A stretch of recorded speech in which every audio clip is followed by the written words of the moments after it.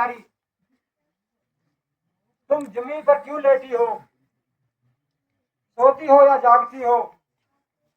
ओहो परमात्मा, ये को भवन में लेटने का कौन सा दिन है? बतलाओ।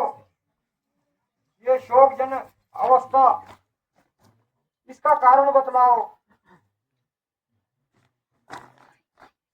किया है रंग क्यों तन का मैला, बिगाड़ा सारा श्रृंगार अपना, उतार डाले हैं सारे भूषण, बदल दिया व्यवहार अपना।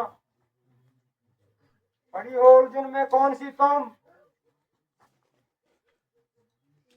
मलिन शोभा क्यों बदन की, सुना दे जो जी में आए, छुपाना मुझसे लगी को मन की।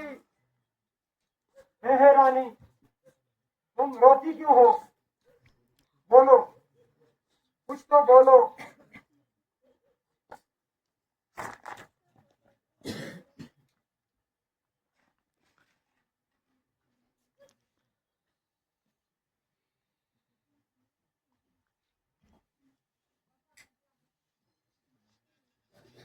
ना वे तिरछी निगाहें हैं, न हस्ती है न काजल है, सताया किस दम करने तुझे, वह कौन जालिम है?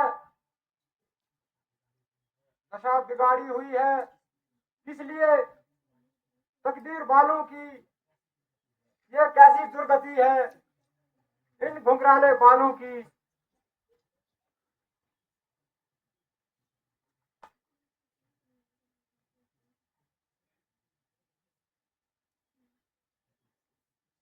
उससे पूछिए जिसके घुंघराले बालों ने आपको लूट के रखा है। परंतु उस आकार की देवी तू ही है। महाराज, ये सब दिखावे की बातें हैं। मैं कौन तुम्हारी होती हूँ? तुम मुझे सताने आए हो। मन में तो स्वार्थ रखते हो, बातों से मनाने आए हो। दुनिया में कौन किसका है, सब मुंह दिखावे की बातें हैं। मैं कौन तुम्हारी होती हूँ? भला तुम किसे मनाने आए हो? प्यारी, आखिर तुम्हें क्या हो गया? तुझे किसने सताया है?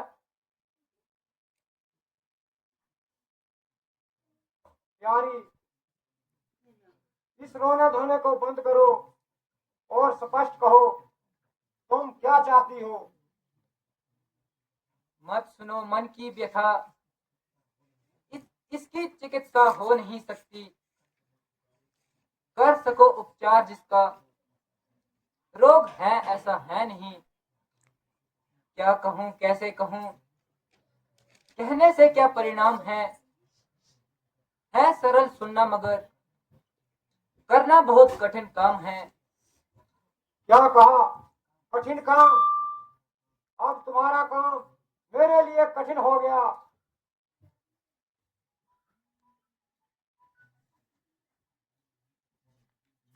कुछ अपमान नहीं, कुछ उपवाद नहीं।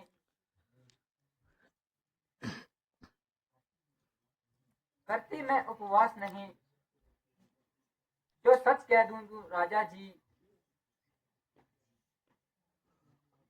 मुझे अब तुम पुरुषों पर विश्वास नहीं।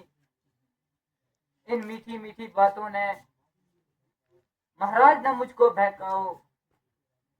सच्चे हो तो राजा जी, सौगंध राम की खाओ।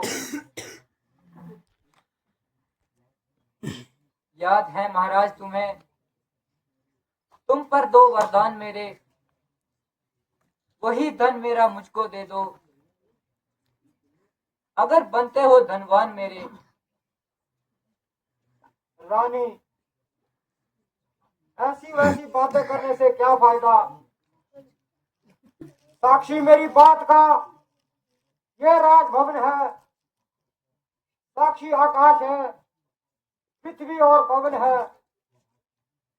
आज पहली मर्तबा उस पाक नाम की खाता हूं तेरे सामने, सौगंध राम की, सौगंध राम की। अभी तेरा कर्जा चुका दूंगा, पर दो तो चीज क्या, दो मांगे तो चार दूंगा। परंतु देखे महाराज,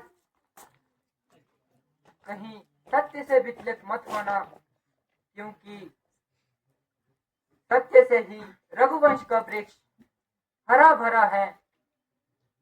सत्य पर ही सभी मुनियों की बुनियाद है। प्यारी, हम रघुवंशी की जुबान जुबान के साथ होती है। सूर्य चाहे पश्चिम दिशा से उदय क्यों ना हो, जो वचन दे चुके उसे अवश्य पूरा करेंगे। इसलिए कहा है कि रघुकुल रीत सदा चली आए, प्राण जाए पर वचन न जाए। तो सुनिए महाराज, मेरे मन के प्रिय, पहले वर में तो भरत को राज तिलक, और दूसरे वरदान में, हे स्वामी, मैं हाथ जोड़कर मांगती हूँ राम को तपस्वी वेश में 14 वर्ष का वनवास। नहीं, अनर्थ,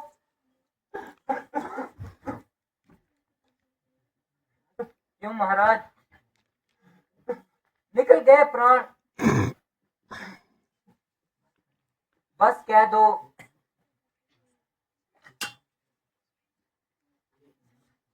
एक ना 100 सुख। अरे दुष्टा, क्या क्या तू मुझसे वचन हराती है? अरे उल्टा, तूने इतना भयंकर रूप क्यों धारा? देख देख, तू हजाई ना बन, आखिर तू मेरी नार है, और कार बनकर तू मुझे खाने को तैयार है। कह दो कि भक्त को समान न दूंगा।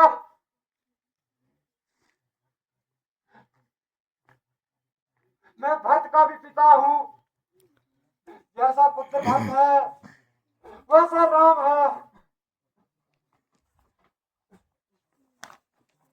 तो कह दो कि भरत को सम्मान नहीं दूंगा, कह दो कि वचन झूठा था, मैं वरदान नहीं दूंगा। अब इस घर में मेरा गुजारा हो नहीं सकता। राजा बना कौशल्या का पुत्र तो हमारा हो नहीं सकता। रानी, वास्तव में तू इतनी कठोर क्यों हो गई? तू सच्चे दिल से मांग तो मैं प्राण तुझको दे सकता हूँ। 2-4 छोड़, मैं तुझे लाखों वरदान दे सकता हूँ। रानी, रानी, तू मुझे तंग मत कर, मेरे पास ये जर्रे रहने दे, घर से निकाल दे सब कुछ, पर राम को मेरे पास रहने दे। तो क्या राम को तुम नहीं छोड़ सकते?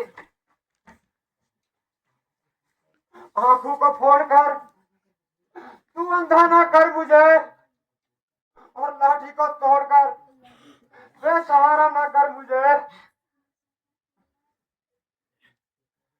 तो कह दो कि वचन झूठा था, मैं वरदान नहीं दूंगा। अरे कुलकलकनी, क्या तू मुझसे वचन हराती है? ना सता, अरे नाश कालनी, तू मुझे ना सता। याद रख, जिस प्रकार शेर दूसरे का मारा हुआ नहीं खाता, उसी प्रकार भक्त भी तेरे द्वारा प्राप्त किया हुआ राज्य नहीं चाहेगा। बस बस, अब मुझे मालूम हो गया कि तुम भी अच्छे और तुम्हारी कौशल्या भी अच्छी। अब तो अपने वचन को वापस ले लो और इस झगड़े को खत्म करो। अरे दूध पीकर जहर उगलने वाली नागिन, तू आखिर इस प्रकार कठोर क्यों बन गई? राम ने तेरा क्या बिगाड़ा है? मौत, तू जल्दी आ। मुझे जिंदगी की चाह नहीं है। धरती माता, तू फट जा और कुछ देर के लिए अपनी जगह से हट जा और इस अभागे दशरथ को अपने मुंह में ले ले। हाँ, सूर्यवंश के सूर्यदेव, तुम खलोदय मत होना, क्योंकि कल दशरथ की आंखों में अंधेरा छा जाएगा। वह देखो, वह देखो, आ गई, आ गई, आ गई।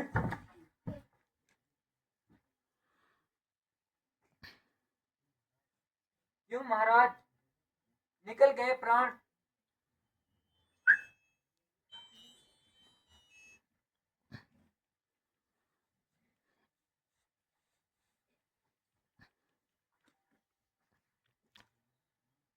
महारानी जी प्रणाम। महारानी जी, मंत्री जी महल में आने के इच्छुक हैं। आज्ञा हो तो मैं उन्हें अंदर ले आऊं? हाँ, उन्हें अंदर बुला लाओ।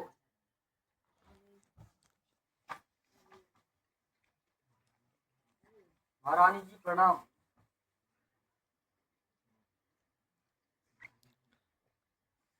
महारानी जी,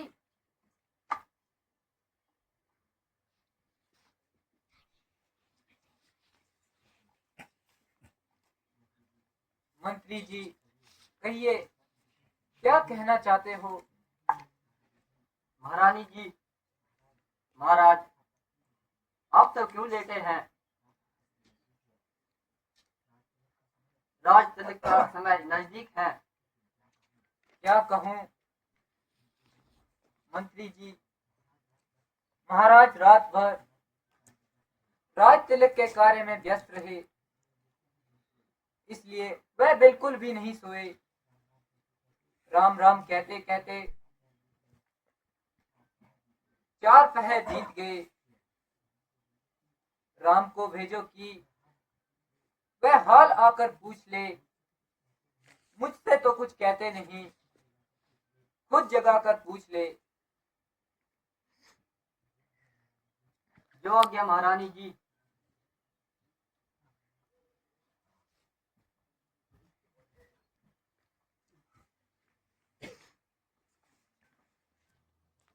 पिताश्री प्रणाम, मातेश्वरी प्रणाम।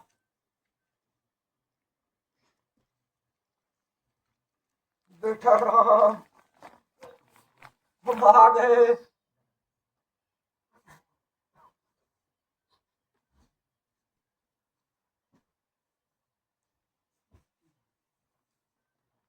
पिताजी, आपने ये क्या हालत बना रखी है? बेटा, अंतिम बार तुम्हें देखने की लालसा थी। चिरंजीव रहो मेरे बेटे। पिताजी, आपका स्वास्थ्य तो ठीक है। आज आप कैसी बातें करने लगे? आपकी हालत देखकर मेरा दम घुटता जा रहा है। माता जी, आप ही बताइए, पिताजी के दुख का कारण बतलाइए। बेटा, महाराज ने कभी 2 वरदान देने को कहे थे, तो मैंने आज इनसे मांग लिए। एक वरदान में तुम्हें 14 वर्ष का वनवास और दूसरे वरदान में भरत को अयोध्या का राज तिलक। यही बात इनकी बेचैनी का कारण है। माता जी, भरत तो मुझे प्राणों से भी प्यारा है। मातेश्वरी, मैं पिताजी की आज्ञा का पालन अवश्य करूंगा। इतनी सी बात पर पिताजी दुखी हो रहे हैं। बड़ा ही भागी वह बेटा है जो माँ बाप का आज्ञाकारी है। माता, यदि हुक्म ऐसा है तो जिंदगी पवित्र हमारी है। आज वह सुनहरा मौका है जो हुक्म हमें देती है माँ। आज हमारा सौभाग्य है जो हमसे सेवा लेती है माँ। हाँ बेटा, बात तो कुछ भी नहीं है। दिन बीतते क्या देर लगती है, 10 और 4 14। इसी तरह एक दिन कल का और कम हो जाएगा। माता जी, ये तो साधारण सी बात है। यदि इससे भी कोई कठिन कार्य आन पड़े तो रघुकुल की आन प्राणों के साथ है। माता जी, अब मुझे आज्ञा दीजिए ताकि मैं जाकर वन जाने की तैयारी कर सकूं। हाँ हाँ बेटा, अब तुम विलंब मत करो, क्योंकि तुम्हें देखकर महाराज और दुखी होंगे। जो आज्ञा माता जी। बेटा राम, बेटा राम, तुम कहाँ जा रहे हो? तुम अंतिम समय मेरे पास रहो। राम, राम।